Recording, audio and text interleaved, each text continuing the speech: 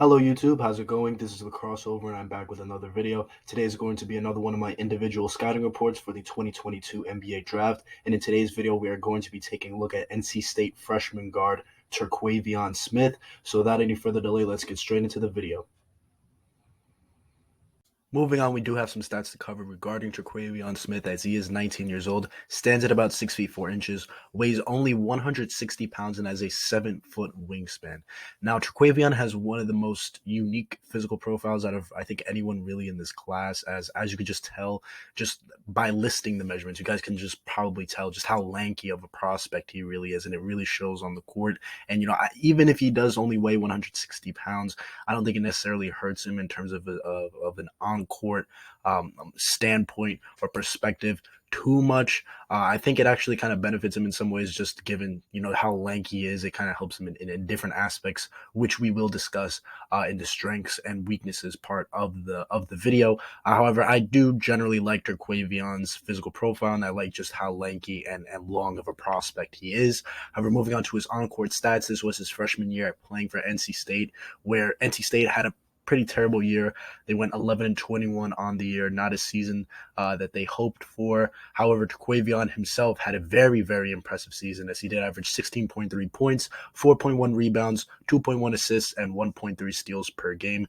Very solid stat line for the freshman. You would like to see the assists be a little bit higher. However, Terquavion was playing off ball for pretty much the entire season, as Sebron was generally their lead ball handler, which was a decision I didn't really understand, because you would think that you want your shot maker, from behind the arc with the ball in his hands, kind of bringing up the ball, handling pick and rolls and whatnot.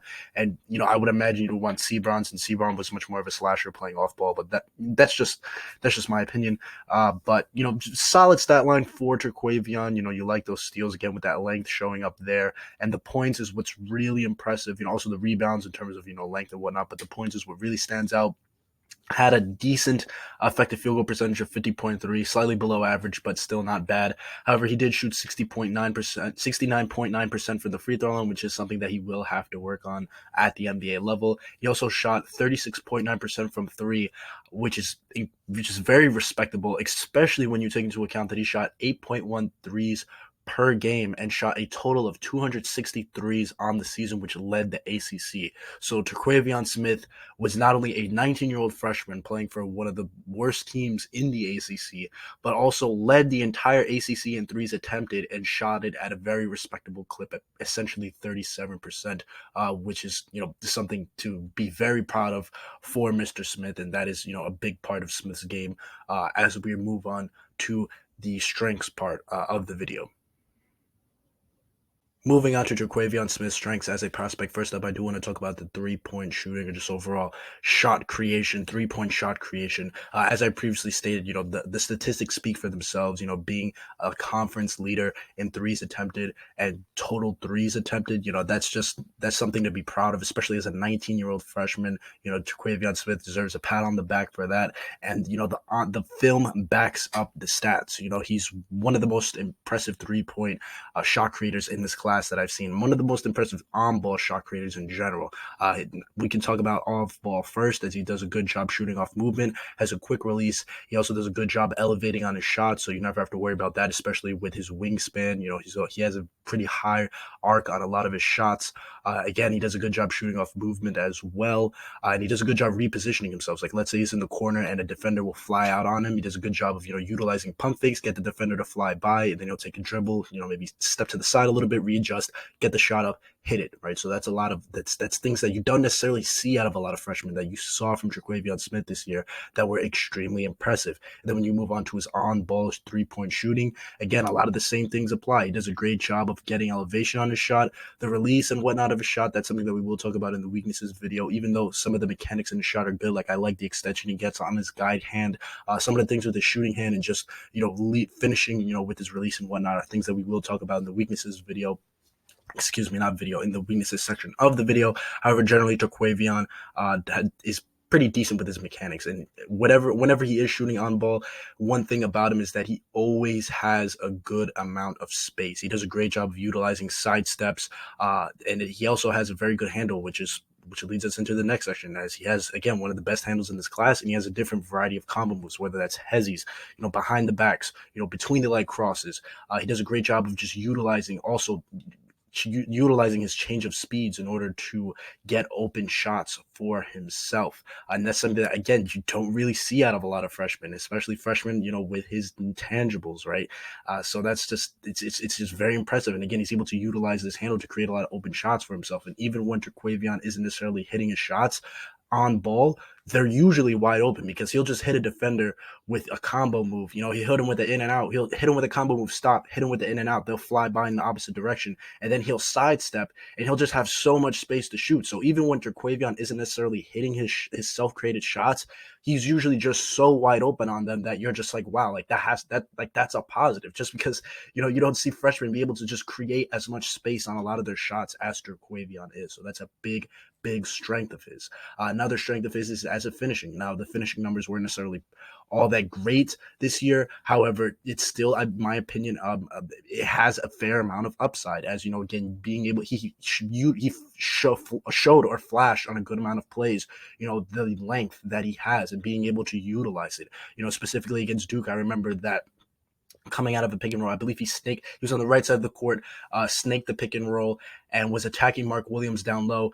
Brought the ball over to the right side to his right hand, and then he kind of leaned in with his left shoulder, kind of threw his left shoulder into Mark Williams's body, and then he finished around, with a high finish with his right hand. That's just not something that you see from a lot of freshmen, being able to utilize their body. And that's something that Terquavion's gonna have to learn over time, is that he's just a very long player, has a very long wingspan. He's going to have to learn how to utilize that length in order to become an impressive finisher, which he can. So again, it's not perfect right now, especially off 2 feet, when he's jumping off 2 feet. When he's jumping off 2 feet, he tends to kind of fumble around with the ball, and he kind of gives other big men or other teams' players a chance to kind of swipe at the ball and kind of push him off his path, given the fact that he doesn't have, all that much meat on his bones right now. But, I think whenever he does utilize one foot jumps, he always does a good job of finishing, especially when he finishes high. It's kind of unguardable. When you're talking about a guard with a 7-foot wingspan, is 6'4", and he can just, when he's jumping off 1 foot, and he always gets high elevation generally. So that's just not a shot that a lot of people contest. And an example of that was against UNC, where that very play happened. And I believe Caleb Love was guarding him. Manic came over, and I believe Black came over from the strong side corner, and he had like 3 people on him, and he still hit it with his left hand over 3 defenders. So that's something that you definitely like to see from him. And I think, with proper NBA development and with the game kind of slowing down for him as he continues to age, I feel like that's a part of his game that we could really see improvement from and really become a plus for him. Another strength of Terquavion's is his playmaking. Now, again, he only averaged 2.1 assists per game. However, he was playing off ball at NC State, and he was empowered as a shot creator. He wasn't necessarily empowered to be, this pick and roll creator or this floor general for NC State. His job out there was to go get buckets, and he did that pretty well, in my opinion. So I'm not necessarily gonna penalize him for the 2.1 assists, because he did show a fair amount of flashes. It's not like he went out there and was just not hitting wide open teammates, which he did sometimes, and that was something that we will talk about later. But generally speaking, he showed a lot of promise as an on-ball passer, especially out of pick and rolls. I thought he did a great job of kind of attacking downhill after coming off of a pick and roll, and then kind of hitting defenders, with a little in and out, and then he'll hit, his big man, rolling to the rim. I think he also showed he also had a fair amount of clips where he did a good job coming off the pick and roll and hitting the weak side corner with one hand, a bullet pass straight to the corner. Again, not many freshmen, 19-year-old freshmen can make those kinds of passes. And you saw Terquavion Smith be able to make those passes with one hand. So that is very impressive. That is something that I think his playmaking will definitely be his swing skill at the NBA level, and that is something that we will talk about in the outlook section of this video. However, I think he's shown enough flashes as a playmaker to give you a feeling of encouragement and a feeling that it is something in his game that can grow and can blossom with proper development at the NBA level. And then my final strength for him on the offensive side of the floor is just his confidence and his swagger and just his demeanor. And that's, again, as I stated before with the Shade and Sharp video, I don't necessarily like talking about the superficial stuff with prospects. I always try to give you guys the best on court breakdown of these guys. However, with Terquavion Smith, it just has to be stated. A guy playing a freshman playing for a bad ACC team. They were pretty much losing in heartbreaking fashion almost. If they weren't losing in heartbreaking fashion, they were getting their butts handed to them, right? And Terquavion Smith still came out there every game and he gave it his all. And it was clear his confidence. Even if he was missing shots, he was going to come down the next possession if he had and get his. And I don't necessarily say get his in a bad term. Sometimes you could say that in a selfish manner, but no, Terquavion Smith, you could tell that his confidence, his swagger, he was just going to go at his opponents all the time, and that's something that you love to see, especially for a freshman playing for a bad team. And to see him go out there every single game and give it his all, and a lot of times he outplayed, in my opinion. I thought he had a better game than Jaden Ivey when they played Purdue. I thought he had a better game than Bryce McGowan's when they played Nebraska. I think he had a better game than Blake Wesley when they played Notre Dame. Hell, even the one time when they played Duke, I thought he was the best player on the court that game. So that just goes to show you his confidence and his swagger and just his approach on the court. He's going to go out there and give it his all, and he's going to give buckets to whoever is guarding him. So that's something that I love to see, and I think that approach and that demeanor is definitely going to help him as he develops and as he transfers to the NBA level. Moving on to the defense side of the floor, where it's very positive. Surprisingly, I wasn't expecting to be as good of a defender as he is, and he really utilizes that length as an on-ball defender, being able to recover. A lot of times, he doesn't necessarily have perfect lateral footwork right now. There are times where he does get beat a lot. However, he's able to use that length and recover and really contest and sometimes block shots. He was able to do that against a number of players like Caleb Love, even against a player like Jaden Ivey, where Jaden Ivey kind of hit him with that patented hezzy that he likes to do and just explodes. And then he stopped and crossed, and he kind of turned Terquavion over, and it was kind of like a highlight crossover, but then he attacked, and then Terquavion was able to just kind of like, all right, let me get back into play. And then he kind of just reached over, just grabbed the ball from Jaden Ivey. It ended up being a jump ball and NC State's ball. So that's something that you really like to see, is that a player who, even if he's beat, he's not necessarily out of the play all the times just because of his length. And again, I feel like as he gets more comfortable in his body and whatnot, and as he improves physically, as he gets better in terms of his lateral footwork, hopefully, with that length, I could see him being a very, very positive on-ball defender for whatever team ends up drafting him. And also, as a weak side defender, he's also solid as well. There are a handful of plays where he can lose focus and whatnot, but generally I thought there were a good amount of reps where he did a good job of, recognizing where his man is and where the ball was. And he wasn't necessarily creating any steals in terms of like passing lanes and whatnot. A lot of his steals came on ball. However, it's just, you don't have to necessarily be creating turnovers as a weak side defender, just not hurting your team. And Terquavion Smith did a good job of doing that this year. Moving on to some of the concerns I do have regarding Terquavion Smith as a prospect. First up, I do want to talk about his shot selection. And, that approach and that mindset and that mentality that he does have on the court of just keep going at you, keep pounding you, keep trying to get his. That's great. And, you love to see it. You'd rather have a prospect have that mindset as opposed to you have to like bring out that dog in the prospect. However, with Terquavion, he can tone a little bit down at times, as he is, as I state here, he's prone to taking a lot of difficult shots early in the shot clock. And again, he's a very talented shot maker. However, there are times where it's like, dude, like, you can run the offense here, you could probably get a better shot, a sidestep, contested, 3-pointer, with a lot of time left on the shot clock, so that's definitely something that's going to have to be worked out of Terquavion's system. And again, I think as he grows, as he matures as a player and just as a person, I think that's going to be something that, will definitely be reined in and honed down as he continues to grow. However, from day one, that is going to be an issue that you will see with him. Also, I think his shot mechanics can be wild, as I mentioned before. I like the release on his guide hand. I think his guide hand is nice and straight. He gets a good elevation on it. However, with his shooting hand, it's not necessarily as extended on the release as the guide hand is. It's kind of like the guide hand's up here sometimes, and then the shooting hand's kind of like down here. If you guys can can see. It's kind of like this a lot of times, and it's kind of like, ugh, you don't really like that.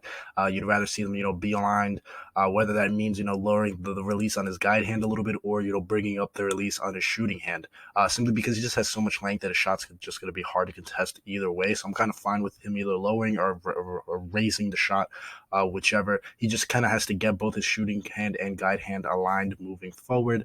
And also, he has a habit of kind of not holding a shot after he gets up the shot. And I feel like that oftentimes leads to a lot of misses, and I feel like it can lead to also a lot of bad misses too, because then you combine the inconsistencies with, his release, and then you throw in, that he's not holding a shot. It can kind of lead to a shot, falling all over the place. And I think him not holding a shot is really a bad thing at the free throw line. I think that's the reason for his lackluster free throw percentage this season, is just because he's not holding a shot. So he'll just shoot and then he'll just let it go. And you kind of have to hold the shot at least for like, a second or two, so that you kind of, the shot, the arc on the shot, and it follows the projection that you shot it with. So it's important. That's shooting 101, that you kind of have to hold your form after you shoot. So I think that's an issue.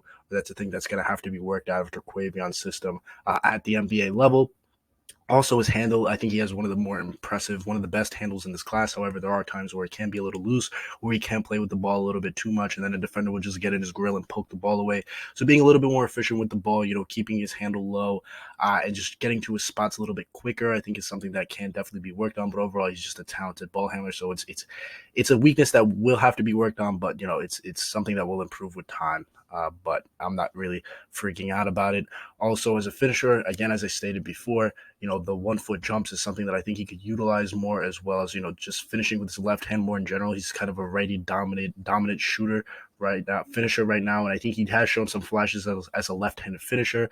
So I think just, continuing to grow as a left-handed finisher and utilizing more 1 foot jumps to take advantage of his length is something that he can work on as well. And then moving on to the defensive side of the floor, his weak side defense, as I stated before, is a bit inconsistent. There are times where he can't lose his man. He'll fall for, a backdoor cut, or he'll kind of just get caught off guard by an off-ball motion. And again, as I stated, generally, he's a weak side defender. However, right now it is something that he can definitely be worked on. It's good, but there are times where you can fall asleep. So just cleaning up some of those reps, and then overall, I say just gaining strength. Really, even though he is super lanky, just adding weight to that frame is something that could definitely help him, not only as a finisher, but I think as a defender, as being able to hold his own against some of those NBA caliber defenders, as his length isn't always going to be able to bail him out of situations on the defensive side of the floor. So overall, just adding strength to help him on both sides of the floor is something that I think will need to be prioritized with Terquavion Smith's development at the NBA level. Moving on to the outlook section of the video regarding Terquavion Smith. First up, I do want to discuss his floor, which I think will be, his starting point at the NBA level. And if nothing else in his game improves, this is where he will stay out, which I believe to be a rotation player slash, potentially a low end starter, where, the shot making is apparent, as he can get hot quickly. He, especially from behind the arc, he can flash some of that mid range scoring and some of that finishing. And also he can show something as a playmaker, as I believe at the NBA level, teams will give him the ball, have him bring up the ball, use him as a point guard, potentially a combo guard, but I think he's going to have more reps at the NBA level with the ball in his hands, so that will kind of flash and showcase some of his playmaking a lot more than he had the ability to show at NC State. However, the shot selection combined with some of his inefficiencies, at not only at the rim but also a little bit from mid range as well. And just, again, the shot selection from behind the arc, taking a lot of contested shots, will hold him back. And again, on the defensive side of the floor, where he's solid on the ball, but can definitely be punished just given how thin he is, and also that lack of strength will hurt him in mismatches and whatnot. And off ball, he can lose his man at times. So we're looking at a spark plug at the very least, a guy who can come into the game, get hot, maybe give you some, maybe showcase some playmaking, potentially win you a couple games each year. Just getting hot. And is a pretty solid defender in his own right. However, can be attacked in certain mismatches, and also as a weak side defender. So again, in my opinion, I believe Terquavion Smith's floor to be, that rotation player, or like, that low end starter at the very least. However, I believe his medium outcome to be a high end starter. That's what I believe his most likely outcome will be, just because of, that 3 point shot creation in this outcome. That will definitely pan out, and with the improved playmaking, we're looking at a very solid offensive piece. And then on the defensive side of the floor, he'll be a plus on ball, and he's a decent help defender that improves with his awareness, kind of cleans up that area. Then really the only thing that would hold him back in this outcome of being, a true all-star would really just be, being able to be attacked in mismatches, and then also not being, a high-end playmaker. So we're kind of looking at a high-end starter. If he reaches this outcome, I expect him to maybe be selected for maybe one, maybe two All Stars throughout his NBA career. However, just given his strengths, we're looking at a guy who's a plus on ball defender, decent help side defender, and a guy who is a very solid offensive piece with his 3 point shot creation, with his scoring from everywhere on the court, and then with improved playmaking, with that improved playmaking, that's a very, very solid player. And then for his ceiling, I do believe it to be a low tier all-star, where the playmaking takes a huge step forward. We're talking about a guy who could potentially average 5 to 6, maybe high sixes in assists. What I mean by high is like 6.7, 6.8, around that area. And then he's a guy who can average 20 to 22 points per game, get up a lot of threes on high volume, knock them down, at about the similar clip to what he did in college, a 37 to 39, potentially even 40% clip. And then we're talking about a guy who can be a solid finisher at the rim, again, with his length and also with his mid-range scoring. So that's a great offensive weapon. And then on the defensive side of the floor, he would become a very good on-ball defender, as well as an off-ball defender. So, I mean, that's a two-way stud. That's a star. That's a two-way star who can give you 20 to 25 points, 5 to 6 assists, and be a very good defender for you. So that's a very impressive player. And for my comparison, I decided to go with a bigger and lankier Fred VanVleet, simply because I think their play styles kind of remind me of each other. Simply because Fred is a solid on-ball defender, similar to Terquavion.